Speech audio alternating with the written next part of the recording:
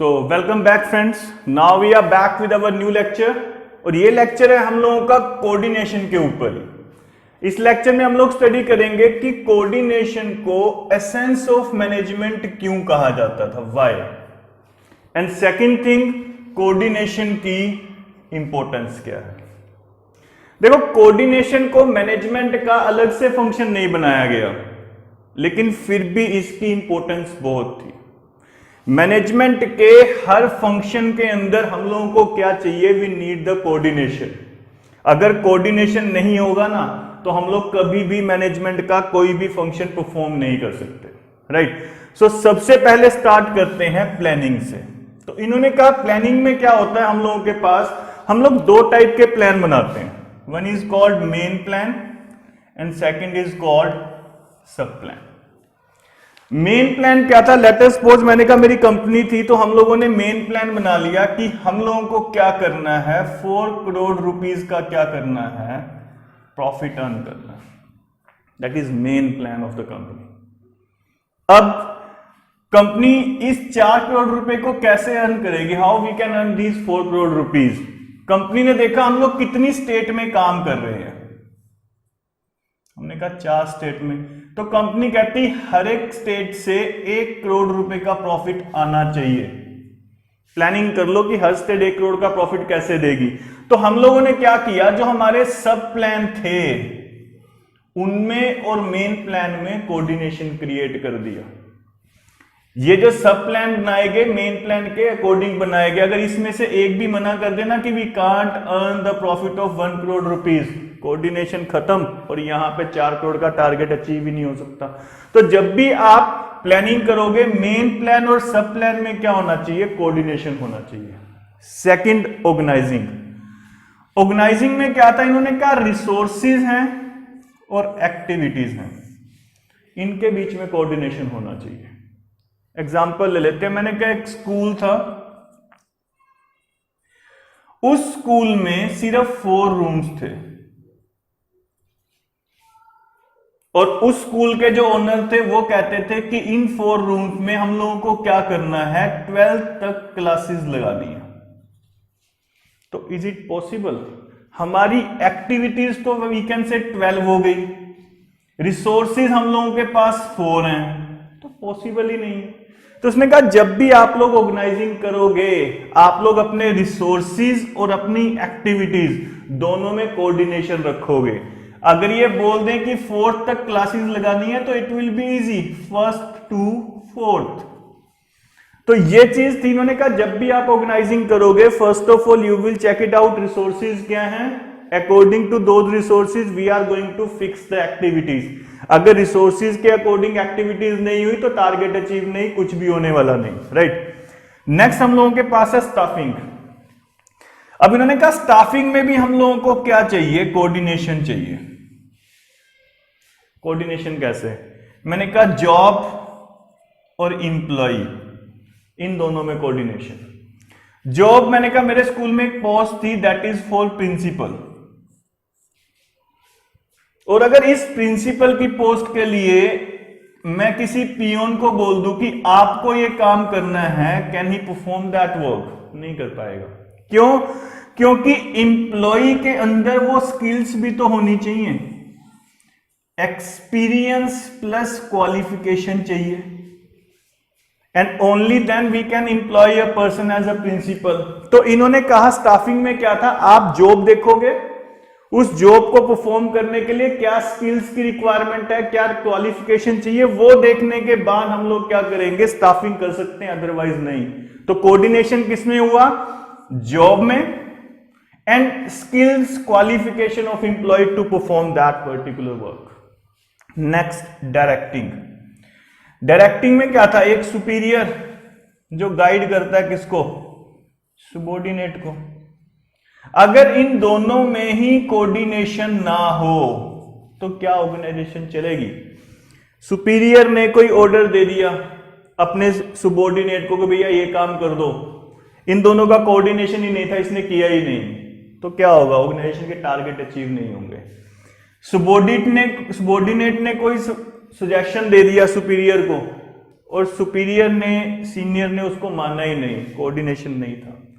ठीक, तो इन्होंने कहा डायरेक्टिंग के अंदर भी हम लोगों को क्या चाहिए, कोऑर्डिनेशन चाहिए। If something good come from the subordinate side that should be accepted by the senior, और अगर सीनियर ने कोई काम कहा तो वो सबऑर्डिनेट को करना चाहिए। क्लियर। नेक्स्ट हम लोगों के पास था कंट्रोलिंग। कंट्रोलिंग में इन्होंने कहा दो चीजों में कोऑर्डिनेशन होना चाहिए, plan standard and actual performance. अब ये चीज क्या है, मैंने कहा कंपनी ने कहा कि हमारा हर वर्कर क्या करेगा, 1000 यूनिट प्रोड्यूस करेगा इन अ वीक। लेकिन क्या हुआ, एफिशिएंट से एफिशिएंट वर्कर भी सिर्फ 800 यूनिट प्रोड्यूस कर पाया। There is a deviation of 200। अब इन्होंने कहा अब हम लोग क्या करेंगे, now we are going to check it out the reason for this deviation. वो क्या था कि जानबूझ के ऐसा तो नहीं हुआ कि इंप्लॉइज ने काम ही नहीं किया, ऐसा तो नहीं था। एफिशिएंट से एफिशिएंट इंप्लॉय कितने प्रोड्यूस कर पाया, 800। तो इन्होंने कहा अगर ऐसा नहीं था तो हम लोगों को क्या करना चाहिए, we have to revise the standard. Standard को चेंज कर दो। अब स्टैंडर्ड किसके अकॉर्डिंग चेंज हो गया, किसके अकॉर्डिंग कोऑर्डिनेट हुआ, एक्चुअल परफॉर्मेंस के। तो उन्होंने कहा एक्चुअल परफॉर्मेंस और प्लान स्टैंडर्ड दोनों में क्या होना चाहिए, कोऑर्डिनेशन होना चाहिए, otherwise we can't implement the control properly. Now we are going to move for next thing that is called importance. अब इन्होंने कहा कोऑर्डिनेशन की इंपोर्टेंस क्या है। पहली चीज तो इन्होंने कह दिया कि साइज ऑफ ऑर्गेनाइजेशन, जितनी बड़ी ऑर्गेनाइजेशन होगी ना उतना ज्यादा कोऑर्डिनेशन चाहिए, और जितनी छोटी ऑर्गेनाइजेशन होगी उतना कम। लेट अस सपोज एक कंपनी में 4 वर्कर थे, A B C and D. इन चारों में कोऑर्डिनेशन होगा तभी ऑर्गेनाइजेशन क्या करेगी, ऑब्जेक्टिव अचीव करेगी, अदरवाइज नहीं, राइट। लेकिन अगर ये बढ़ जाए ई और एफ तो कोऑर्डिनेशन क्या चाहिए, ज्यादा चाहिए। और हां, अगर इस कंपनी में सिर्फ एक ही इंप्लॉय होता, we have only single employee, in that case हम लोगों को कोऑर्डिनेशन चाहिए ही नहीं। किसके साथ करना है, अकेला इंडिविजुअल तो काम कर रहा है। तो जैसे जैसे नंबर ऑफ पर्संस इंक्रीज होंगे कोऑर्डिनेशन भी क्या करना पड़ेगा, हम लोगों को इंक्रीज हो जाएगा, right. Next we have functional differentiation, specialization and interdependence of process. इसको हम लोग एक एग्जांपल से समझ लेते हैं। लेट अस सपोज एक पर्सन थे मिस्टर एक्स। इन्होंने कहा what I have to do, इनको एक घर बनाना था। इस घर को बनाने के लिए इन्होंने कॉन्ट्रैक्ट किया 3 लोगों से, राइट। एक फर्स्ट कॉन्ट्रैक्ट किससे किया इन्होंने, मिस्त्री से कर लिया, जो क्या करेगा यहां पे सैंड, मतलब जो ईंट रेता बजरी कंस्ट्रक्शन का बेसिकली काम करेगा, उससे कर लिया। सेकंड कॉन्ट्रैक्ट किससे कर लिया हम लोगों ने, दैट इज कॉल्ड इलेक्ट्रिसिटी। बिजली इलेक्ट्रीशियन से हम लोगों ने क्या किया है, कॉन्ट्रैक्ट कर लिया। एंड नेक्स्ट किससे कर लिया, कारपेंटर से। 3 कॉन्ट्रैक्ट किए हम लोगों ने तीनों पर्सन से। अब इन्होंने कहा कि अगर ये पर्सन बोलता है, इस पर्सन ने, मिस्टर एक्स ने कह दिया कि मेरे को अपना घर कितने डेज में कंप्लीट चाहिए, 90 डेज में,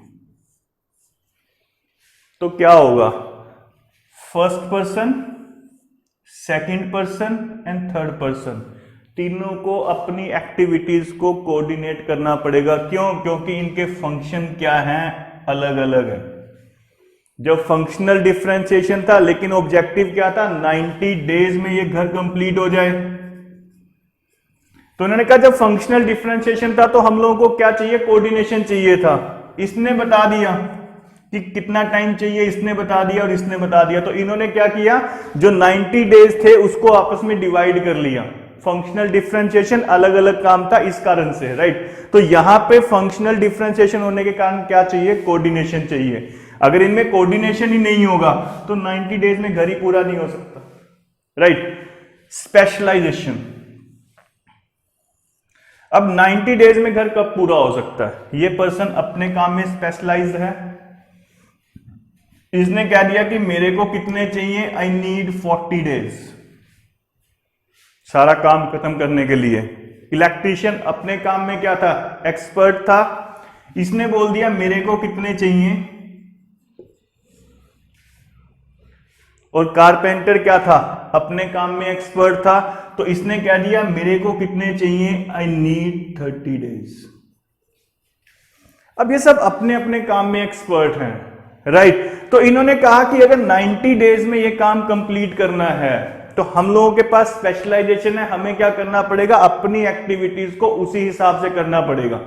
लेट अस सपोज अगर ये पर्सन बोल देता है कि मेरे को 35 डेज चाहिए वुड का काम खत्म करने के लिए, तो क्या करना पड़ेगा, इन दोनों में से या तो दोनों को या किसी एक को इसके साथ कोऑर्डिनेट करना पड़ेगा, नंबर ऑफ डेज रिड्यूस करने पड़ेंगे, राइट। तो समझा स्पेशलाइजेशन के कारण भी क्या चाहिए, हम लोगों को कोऑर्डिनेशन चाहिए। नेक्स्ट हम लोगों के पास था स्पेशलाइजेशन का एक और एग्जांपल ले लेते हैं। लेट अस सपोज एक प्रोडक्शन डिपार्टमेंट है, एक सेल डिपार्टमेंट है। तो सेल डिपार्टमेंट स्पेशलाइज है सेल करने में या प्रोडक्शन करने में, तो सेल डिपार्टमेंट को इसको बताना पड़ेगा कि we are going to sell 1 lakh units, तभी क्या करेगा, ये प्रोड्यूस करेगा, क्योंकि सेल डिपार्टमेंट तो प्रोडक्शन करने वाला नहीं है। तो इनका स्पेशलाइजेशन के कारण भी हम लोगों को क्या चाहिए, कोऑर्डिनेशन चाहिए होता है। Next, interdependence of process. अब इंटरडिपेंडेंट कैसे थी, देखो जब तक ये काम कंप्लीट नहीं होगा कंस्ट्रक्शन का, इलेक्ट्रीशियन का काम स्टार्ट होने वाला नहीं है, और जब तक इलेक्ट्रीशियन का काम खत्म नहीं होगा वुड का काम स्टार्ट होने वाला नहीं है। तो इन्होंने कहा जितने भी इनके फंक्शन थे वो सारे क्या थे, डिपेंडेंट थे एक दूसरे के ऊपर। तो इस कारण से क्या था, डिपेंडेंट होने के कारण इनको क्या करना पड़ा, आपस में कोऑर्डिनेट करना पड़ा। इसने बता दिया भाई पहले 40 दिन में मैं ये कर दूंगा, वो कहता ठीक है दूसरे 20 दिन में मैं ये कर दूंगा, ये कहता 30 दिन में मैं ये कंप्लीट, और 90 डेज में क्या हो जाएगा, घर कंप्लीट हो जाएगा। तो इन्होंने ये चीज बोली, राइट। अब इसके अलावा हम लोगों के पास इस चैप्टर में और कुछ नहीं है, ये हम लोगों का लास्ट टॉपिक था इस चैप्टर का, राइट। अगर आप लोगों को लेक्चर पसंद आया तो प्लीज लाइक कीजिए, शेयर कीजिए। Thanks a lot.